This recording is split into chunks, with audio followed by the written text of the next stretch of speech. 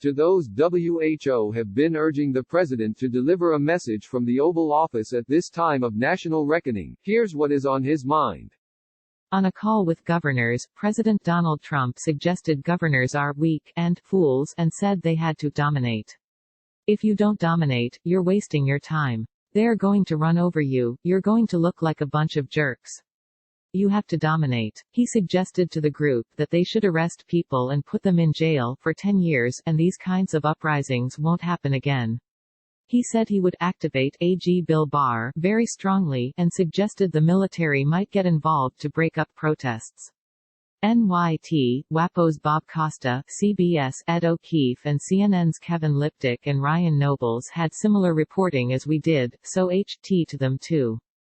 WSJ, someone throwing a rock is like shooting a gun. You have to do retribution. You have to use your legal system. If you want this to stop, you have to prosecute people. Trump told governors he wants to criminalize flag burning. 2 Supreme Court cases, Texas v. Johnson in 1989 and U.S. v. Eichmann in 1990, have found flag burning is protected under the First Amendment. Barr is sending riot teams from the Bureau of Prisons to Miami and D.C. D.C. Mayor Muriel Bowser is putting a 7 p.m. curfew in place for the district. Media and essential workers are exempted. Joe Biden said in Wilmington today that he'll put out new proposals next week on economic opportunity and housing. Biden is also scheduled to hold a virtual roundtable with Atlanta Mayor Keisha Lance Bottoms, Chicago Mayor Lori Lightfoot, Los Angeles Mayor Eric Garcetti and St. Paul Mayor Melvin Carter. He will attend a virtual fundraiser this evening. Barack Obama speaks, how to make this moment the turning point for real change. Ultimately, it's going to be up to a new generation of activists to shape strategies that best fit the times. But I believe there are some basic lessons to draw from past efforts that are worth remembering. First, the waves of protests across the country represent a genuine and legitimate frustration over a decades-long failure to reform police practices and the broader criminal justice system in the United States. On the other hand, the small minority of folks who've resorted to violence in various forms, whether out of genuine anger or mere opportunism, are putting innocent people at risk, compounding the destruction of neighborhoods that are often already short on services and investment and detracting from the larger cause. Second, I've heard some suggest that the recurrent problem of racial bias in our criminal justice system proves that only protests and direct action can bring about change, and that voting and participation in electoral politics is a waste of time. I couldn't disagree more. Moreover, it's important for us to understand which levels of government have the biggest impact on our criminal justice system and police practices. When we think about politics, a lot of us focus only on the presidency and the federal government. And yes, we should be fighting to make sure that we have a president, a Congress, a U.S. Justice Department, and a federal judiciary that actually recognize the ongoing, corrosive role that racism plays in our society and want to do something about it. But the elected officials who matter most in reforming police departments and the criminal justice system work at the state and local levels. So the bottom line is this, if we want to bring about real change, then the choice isn't between protest and politics. We have to do both. Good Monday afternoon. Press Secretary Kayleigh McEnany will hold a briefing at 2 p.m. Inside the Recovery Playbook interview with Brooke Rollins, Trump's domestic policy chief says working through proposals to unify country, by Quint Forgy, the White House's top domestic policy advisor on Monday said President Donald Trump is exploring a range of bipartisan initiatives intended to unify the country amid a nationwide eruption of racial unrest and protests that have ravaged major American cities. This president and his focus on bringing safety and security and prosperity to America has never been more laser-focused, Brooke Rollins, the acting director of the White House Domestic Policy Council, told Politico Playbook in a virtual interview. And so what does that look like in the coming days? She continued, we are working through right now, I don't want to get ahead of my boss, ever, but we are working through a list of solutions and possibilities, bipartisan. How do we come together? How do we use this as a unifying force for this country? Politico. For your radar, we are interviewing Transportation Secretary Elaine Chao at 11 a.m. Wednesday as part of the ongoing series Talking with Lawmakers, White House officials, executives and operatives on how they are navigating the new world order ahead of the 2020 election. Register to watch. Worldwide fallout, police violence edition, global anger grows over George Floyd's death in Minneapolis, by NYT's Javier Hernandez and Benjamin Muller, on the streets of Berlin and Vancouver, in halls of power in Addis Ababa, Ethiopia, and Beijing. A chorus of criticism has erupted alongside the unrest in the United States over the death of George Floyd. Paired with the global anger at American police violence in some cities has been another demand, that lawmakers heed the signs of racism and police abuse in their own countries. Beyond local instances of racism and police violence, the widespread condemnation also reflected growing unease about America's rapidly eroding moral authority on the world stage. For America's rivals, the tensions have provided an opportunity to deflect attention from their own problems. NYT. Reach reporting was contributed by Stephen Erlanger and Martina Steves-Gridniff from Brussels, Melissa Eddy from Berlin, Damien Kay from Sydney, Australia, Thomas Erdbrink from Amsterdam, Vivian Yi from Beirut, Lebanon, and Aurélien Breeden and Eliane Peltier from Paris. Albi Zhang contributed research. Worldwide fallout, pandemic edition, as virus toll preoccupies U.S., rivals test limits of American power, by NYT's David Sanger, Eric Schmidt and Edward Wong. China has pushed in recent weeks to move troops into disputed territory with India, continue aggressive actions in the South China Sea and rewrite the rules of how it will control Hong Kong.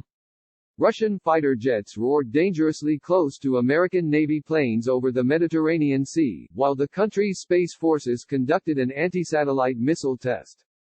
The North Koreans said they were accelerating their nuclear deterrent. Iran, Secretary of State Mike Pompeo said, is re-establishing the infrastructure needed to make a bomb.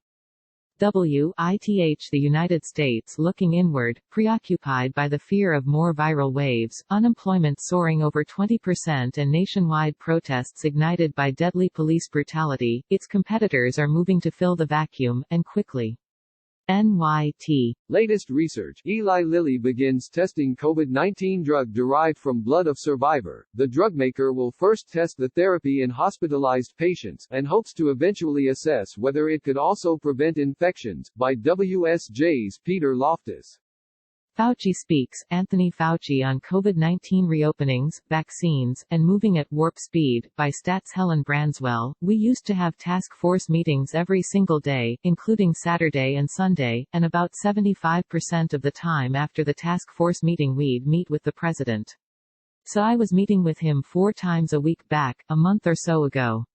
But as you probably noticed, that the task force meetings have not occurred as often lately. And certainly my meetings with the president have been dramatically decreased. Your afternoon nugget of good news. AP, Madrid, Spain on Monday reported no official deaths from the new coronavirus in a 24-hour period for the first time since March. Deep dive. Minneapolis police rendered 44 people unconscious with neck restraints in 5 years, by NBC's Emily Siegel, Andrew Larin and Andrew Blankstein. Several police experts said that number appears to be unusually high. More than a dozen police officials and law enforcement experts told NBC News that the particular tactic Chauvin used, kneeling on a suspect's neck, is neither taught nor sanctioned by any police agency. A Minneapolis city official told NBC News Chauvin's tactic is not permitted by the Minneapolis Police Department.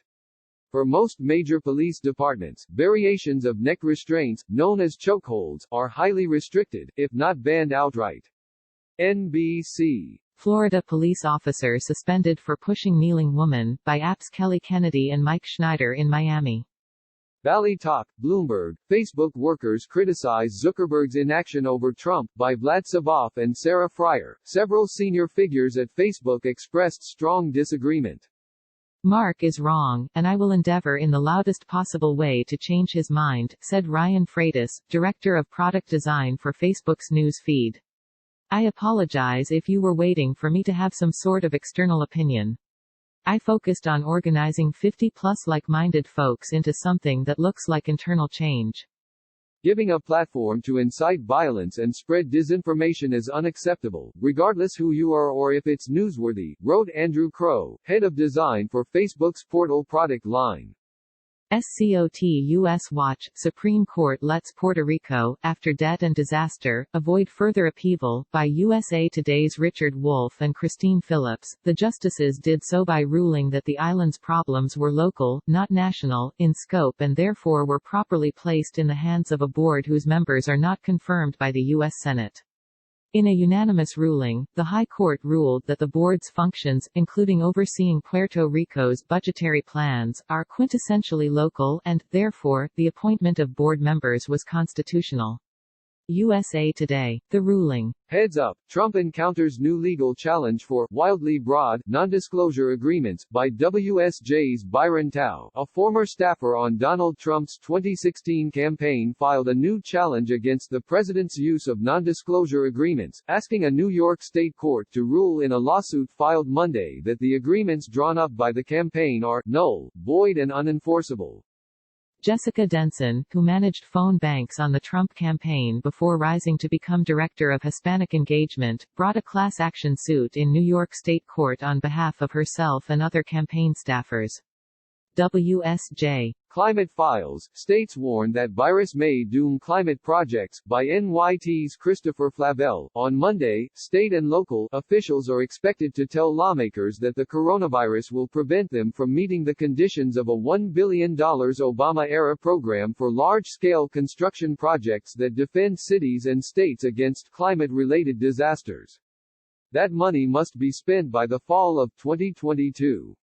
Missing that deadline, which officials say is likely because of delays caused by the coronavirus, would mean forfeiting the remaining money, scuttling the projects. States and cities have been moving swiftly in the design phases and to secure permits since the Obama administration awarded the funds in 2016. Officials will ask Congress to extend the deadline for construction by 3 years. NYT. Battle for the House, South Jersey Republicans' Choice, Demographics or Trump, by Matt Friedman. Republicans in a crucial New Jersey swing district have a choice in the July primary: pick a millennial woman with organized labor ties or a middle-aged man with connections to President Donald Trump's campaign. David Richter has run ads comparing Kate Gibbs to the Jersey Shore TV personality Snooki over 2 arrests when she was in her early 20s, while Gibbs has alleged business ties between Richter to the late Libyan dictator Muammar Gaddafi. The attacks are flying across the district in TV ads and mailers, from the Jersey Shore to the Philadelphia suburbs. Politico. Voting Watch, voting by mail to face biggest test since pandemic started, by WSJ's Alexa Course. Tuesday's presidential primaries, in Indiana, Maryland, Montana, New Mexico, Pennsylvania, Rhode Island, South Dakota and Washington, D.C., offer little suspense since each political party already has a presumptive nominee. But state and local races are on ballots. And the voting will be an early test of how states might attempt to conduct elections if the virus remains a threat through the November general election. WSJ. Transitions, Biden names 2 new advisors as convention decision looms, by NYT's Alex Burns. Mr. Biden's campaign is designating Adesu Demisi, a veteran Democratic strategist who managed Senator Cory Booker's presidential campaign, as a senior advisor responsible for coordinating the convention. It is also naming Lindsay Holst, who was Mr. Biden's digital director when he was vice president, to lead special projects for the convention, including its digital side, according to people familiar with the appointments. David Pressman is joining Jenner and Block. He previously was a partner at Boies Schiller and Flexner, and is a former U.S. ambassador to the UN Security Council and DHS Assistant Secretary. He also is co-founder of Not on Our Watch and represented Lieutenant Colonel Alexander Vindman during the House impeachment inquiry. Meg Burns is moving up to be Executive VP at the Housing Policy Council, and Matthew Douglas is joining as VP for Mortgage Policy. He previously was an Assistant Program Manager at the Federal Housing Finance Agency. Bonus birthdays, Jose Nunez, organizing together 2020's National Digital Director and a Kamala Harris alum, HT organizing together 2020 team. NRCC intern Kevin McAdams, the favorite McAdams and the little brother of Michael McAdams.